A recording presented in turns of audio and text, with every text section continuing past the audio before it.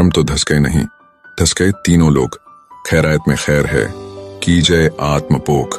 नमस्कार दर्शकों, पवित्र धर्म ग्रंथों और संतों की वाणियों में यज्ञ, दान, धर्म की अत्यधिक महिमा गाई गई है।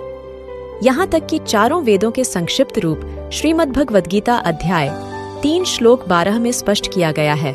इष्टान् भोगान् हि वो देव दास्यन्ते यज्ञभाविताः तैर्दत्तान् प्रदायैभ्यो यो भुङ्क्तेस्तेन एव सः। अर्थात यज्ञ यानी धार्मिक अनुष्ठानों के द्वारा बढ़ाए हुए देवता तुम साधकों को इच्छित भोग यानी सुख पदार्थ बिना मांगे निश्चय ही देते रहेंगे।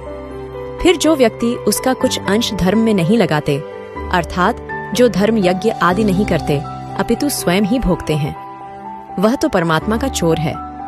फिर गीता अध्याय 3 श्लोक 13 में कहा गया है, यज्ञशिष्टाशिनः सन्तो मुच्यन्ते सर्वकिल्बिषैः भुञ्जते ते त्वघं पापा ये पचन्त्यात्मकारणात्। अर्थात यज्ञ में प्रतिष्ठित इष्ट अर्थात पूर्ण परमात्मा को भोग लगाने के बाद बने प्रसाद को खाने वाले साधक यज्ञ न करने से होने वाले सब पापों से बच जाते हैं। और जो पापी लोग अपना शरीर पोषण करने के लिए ही अन्न पकाते हैं, वे तो पाप को ही खाते हैं। दर्शकों, यही प्रमाण पवित्र ऋग्वेद मंडल 10 सूक्त 117 मंत्र 1 से 6 में है, जिसमें कहा गया है कि साधक को दान करना चाहिए। दान करने से धन कम नहीं होता। जो दान, धर्म, यज्ञ आदि नहीं करता वह तो पाप ही खाता है, अर्थात पाप का भागी बनता है। यही प्रमाण सूक्ष्म वेद परमेश्वर की अमृतमयी वाणी में भी है। कबीर, चीड़ी चौंच भर ले गई, नदी न घटियो नीर। दान दिए धन नहीं घटे, कह रहे संत कबीर।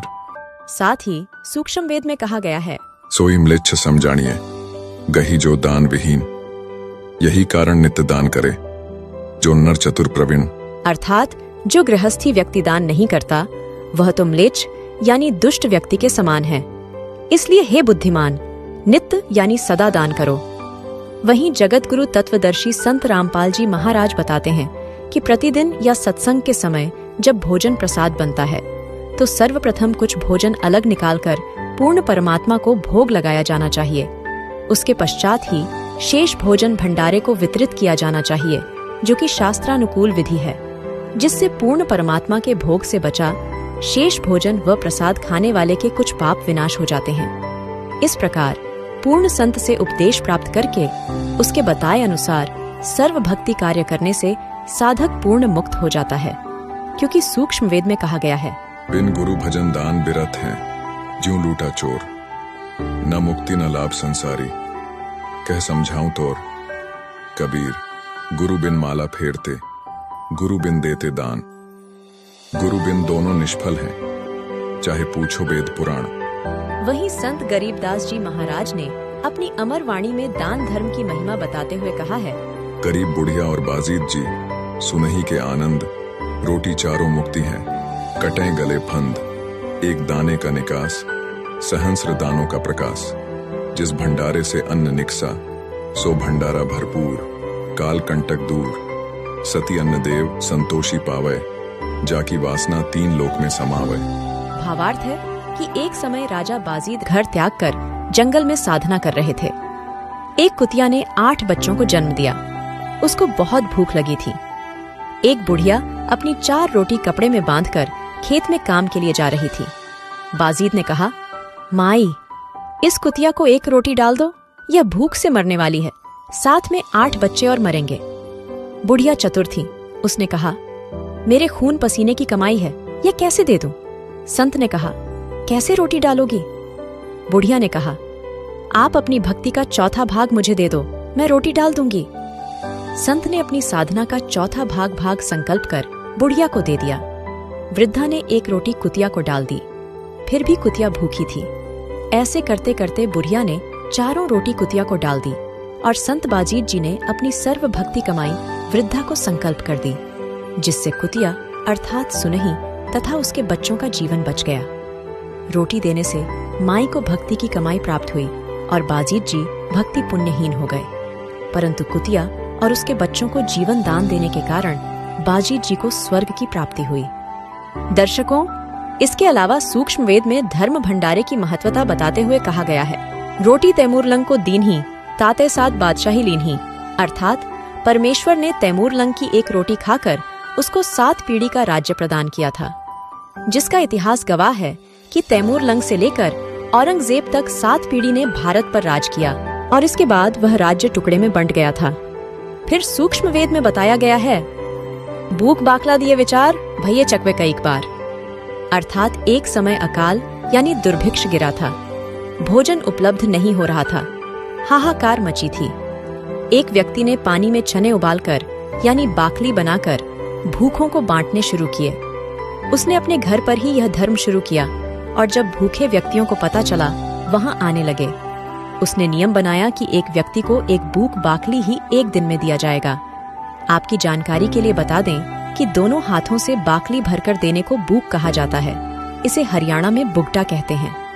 ऐसा दान करने से वह व्यक्ति अगले जन्म में चक्रवर्ती राजा बना। उसका सारी पृथ्वी पर शासन हुआ। वह व्यक्ति एक बार नहीं बल्कि कई बार चक्रवर्ती राजा बना। दर्शकों, ऐसे शास्त्रानुकूल धर्म भंडारे जगत गुरु तत्वदर्शी संत रामपाल जी महाराज द्वारा सभी सतलोक आश्रमों में साल में 6 बार कराए जाते हैं, जिसमें सर्वप्रथम पूर्ण परमात्मा कबीरदेव अर्थात कबीर परमेश्वर को भोग लगाया जाता है। इसके बाद शेष भंडारे को श्रद्धालुओं को वितरित किया जाता है, जिससे इस तरह के भंडारे को खाने वाले व्यक्ति के पाप नाश होने लगते हैं। वहीं इस तरह के शास्त्रानुकूल भंडारे का नजारा आप 19 से 21 मार्च 2024 को संत रामपाल जी महाराज के सानिध्य में संत गरीबदास जी महाराज के बोध दिवस के उपलक्ष्य पर 10 सतलोक आश्रमों, सतलोक आश्रम धनाना धाम, सोनीपत, हरियाणा, सतलोक आश्रम कुरुक्षेत्र, हरियाणा, सतलोक आश्रम भिवानी, हरियाणा, सतलोक आश्रम धुरी, पंजाब, सतलोक आश्रम खमाणों, पंजाब, सतलोक आश्रम सोजत, राजस्थान, सतलोक आश्रम शामली, उत्तर प्रदेश, सतलोक आश्रम बैतूल, मध्य प्रदेश, सतलोक आश्रम मुंडका, दिल्ली, सतलोक आश्रम धनुषा, नेपाल। ये में देख सकते हैं, जहां 3 दिवसीय विशाल धर्म भंडारे का आयोजन किया जा रहा है, जिसमें संत रामपाल जी महाराज के मार्गदर्शन में उनके समर्थकों द्वारा पूरे विश्व को सादर आमंत्रित किया गया है। आप सभी से निवेदन है कि संत रामपाल जी के सानिध्य में संत गरीबदास जी महाराज के बोध दिवस पर होने वाले इस धर्म भंडारे में 19, 20, 21 मार्च को परिवार अवश्य पधारें, जिसमें आपको सत्य आध्यात्मिक युक्त भव्य प्रदर्शनी, सत्संग, अमर ग्रंथ अर्थात सूक्ष्म वेद का अखंड पाठ देखने व सुनने को मिलेगा, जिससे आप पूर्ण परमात्मा के तत्वज्ञान और सतभक्ति को जान सकते हैं और सतभक्ति को प्राप्त करके सर्व पापों से मुक्त होकर पूर्ण मोक्ष अर्थात जन्म मृत्यु के दुष्चक्र से सदा के लिए मुक्ति पा सकते हैं।